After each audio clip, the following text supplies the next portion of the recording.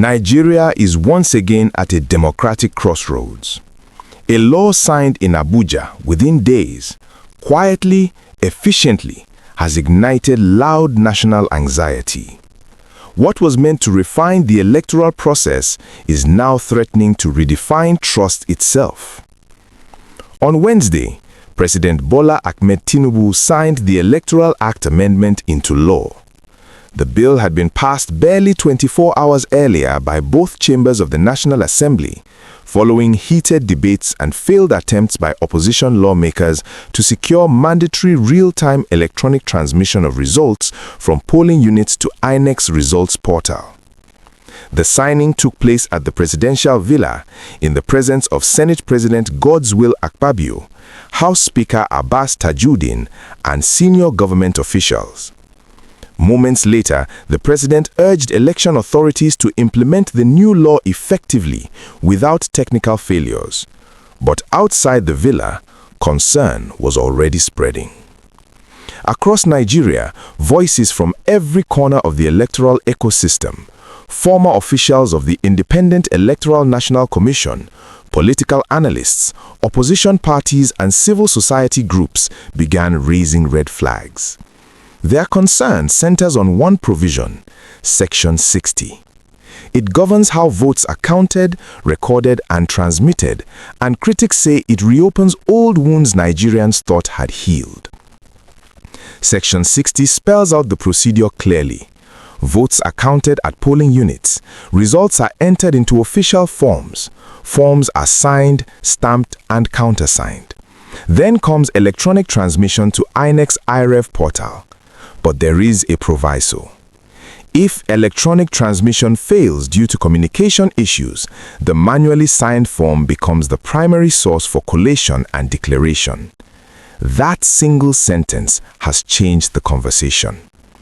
Election experts argue that allowing manual results to override electronic transmission undermines years of reform and the aspirations of Nigerians who demanded transparency.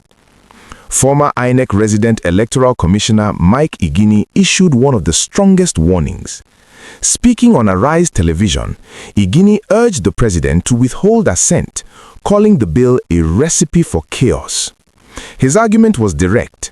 Weakening the guarantee of real-time electronic transmission opens the door to manipulation between polling units and collation centers. Another former INEC insider, Oluwole Osaze Uzi, dismissed claims that network limitations justify the proviso. On Channels Television, he described the argument as outdated. Nigeria has moved far beyond manual processes. From BVAS accreditation to biometric verification, elections are already deeply electronic. Yet, he warned, the danger lies after voting. Between polling units and collation points, results often change, and Nigerians remember those moments. Political analyst Jide Ojo warns that the law could trigger legal, financial, and operational crises as preparations intensify for the 2027 general elections. Court cases, disputed results, eroding confidence. The risks, he says, are real. Elder statesman and former presidential candidate Chekwas Okori offers cautious balance. In an interview with Business Day, Okori acknowledged that making portal data admissible in court could reduce dependence on manual collation. But he warned, technology alone cannot guarantee credible elections. Polling units remain the battleground. Without vigilant voters, party agents, and grassroots monitoring, even the best systems can fail, as seen in 2023. Criticism has turned political and fierce. Former IPAC chairman Peter Ahmed described the amendment as a troubling signal for Nigeria's democratic future. Opposition parties followed. The African Democratic Congress accused the ruling All Progressive Congress of deliberately undermining democracy. ADC spokesperson Bolaji Abdullahi warned that despite controlling most state governments, the APC still appears reluctant to allow truly free and fair elections. The People's Democratic Party went further, calling the amendment and its rapid assent a huge betrayal of Nigerians. According to the PDP, diluting mandatory electronic transmission strikes at the very heart of electoral integrity.